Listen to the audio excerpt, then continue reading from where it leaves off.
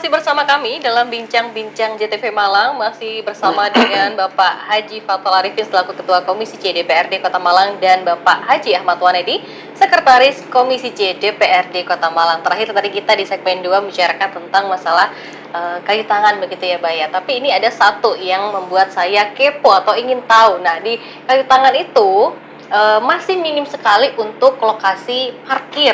Nah, mungkin dari Abah Fathul bisa dijelaskan, Abah.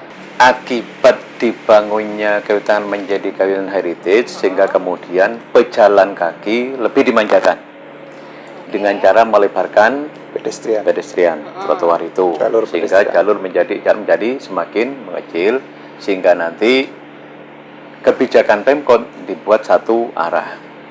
Lah, lalu bagaimana tempat parkir? Ini di tahun ini pemerintah Malang sudah mengeksekusi membeli satu lahan milik penduduk di pas tengah di daerah kayu tangan sana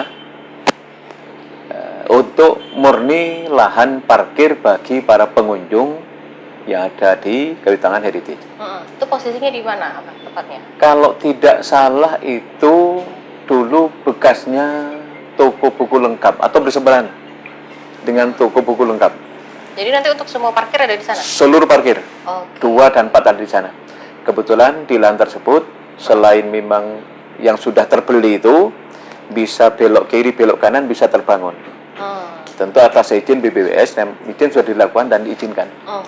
Lumayan lebar, yang ke sini 2.000, sini berapa ribu itu nanti. Gitu. Kedepannya akan itu ya, Bah ya? Ya. Oke, selanjutnya saya ingin tanya pada Abah Wanedi terkait jalan layang ini juga yang sangat menarik sekali pemirsa, bahwa di Kota Malang ini sudah sangat padat begitu, Abah. Nah, untuk membuat suatu jalan layang itu bukan suatu hal yang mudah. Lalu akan ditaruh di mana nih nanti jalan layang ini, Bah? Jadi kita harus sama-sama menyadari bahwa problem Kota Malang itu adalah kan macet. Betul. Itu yang harus dilakukan. Turunannya macet itu pasti infrastruktur yang tidak memadai. Artinya tumbuhnya kendaraan, populasi kendaraan dengan infrastruktur jalan yang tidak memadai. Belum lagi akhirnya karena infrastruktur tidak tersedia, parkirnya juga acak-acakan, sepadan jalan digunakan untuk parkir. Betul. Ada solusi alhamdulillah tadi terkait dengan pembelian lahan yang diperuntukkan untuk. Nah, sekarang bagaimana untuk mengatasi berikutnya? Kan ada beberapa cara. Underpass misalnya untuk mengurai seperti tol di Karanglo. Flyover beberapa kepala daerah sudah dilakukan. Flyover Arjosari sama di flyover ke Mergosono itu juga sudah ada. Tapi problem macet sampai hari juga belum terselesaikan. Kan begitu. Apa solusinya? Salah satunya karena penambahan ruas jalan mau kanan kiri, sementara ya itu yang bisa dikembangkan.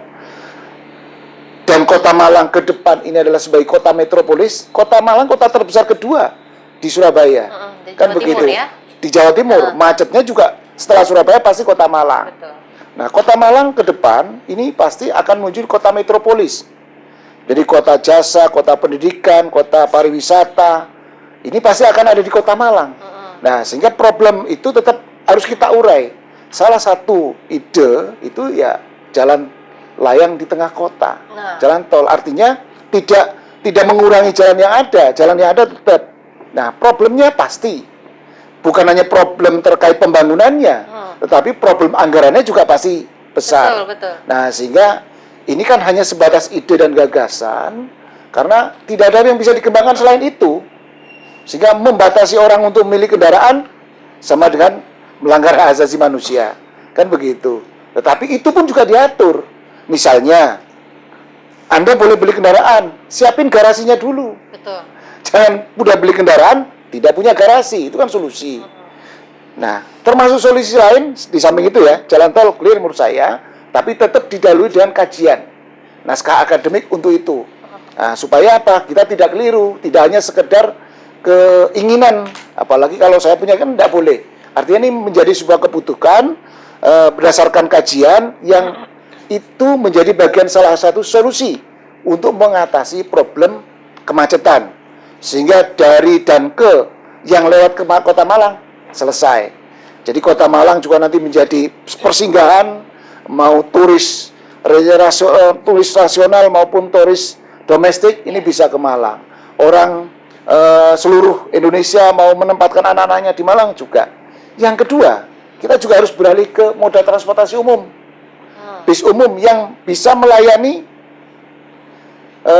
warga Kota Malang. Tapi kan bis kota nggak masuk ke kota, Bah. Gimana? Ya? Maksudnya untuk bis kan hanya di pinggiran aja, mungkin daerah Arjosari. Kalau kita lihat bahwa di tengah Kota Malang pemirsa hanya ada mungkin taksi online atau mungkin angkutan. Nah, kalau seandainya ditambahkan bis, itu apakah tidak menambah kemacetan begitu, Bah? Nah, inilah yang barangkali kita juga perlu kajian dan penelitian secara akademis tentunya. Karena kan semua itu berarti hitung-hitungan.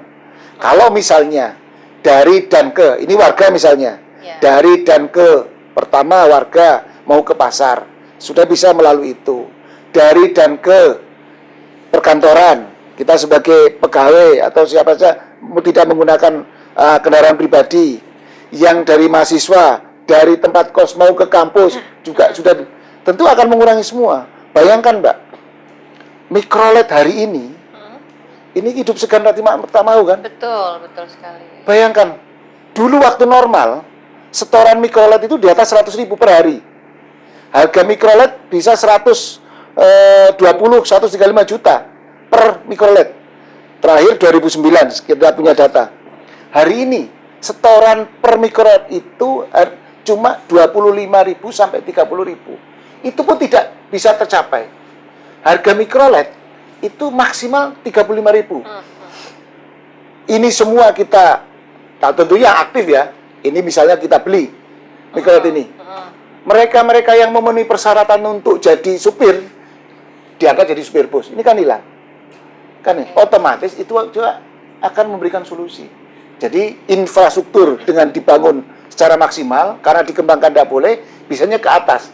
Termasuk, kenapa kok saya bilang sampaikan tol tengah kota atau flyover atau tol itu menjadi sebuah solusi.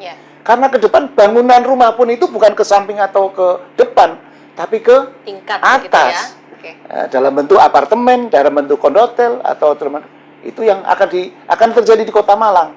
Nah, perubahan-perubahan itu semua itu juga harus kita ikuti. Kan siap. Begitu. Ya, saya kan bergeser ke Abah Fatol mungkin ya.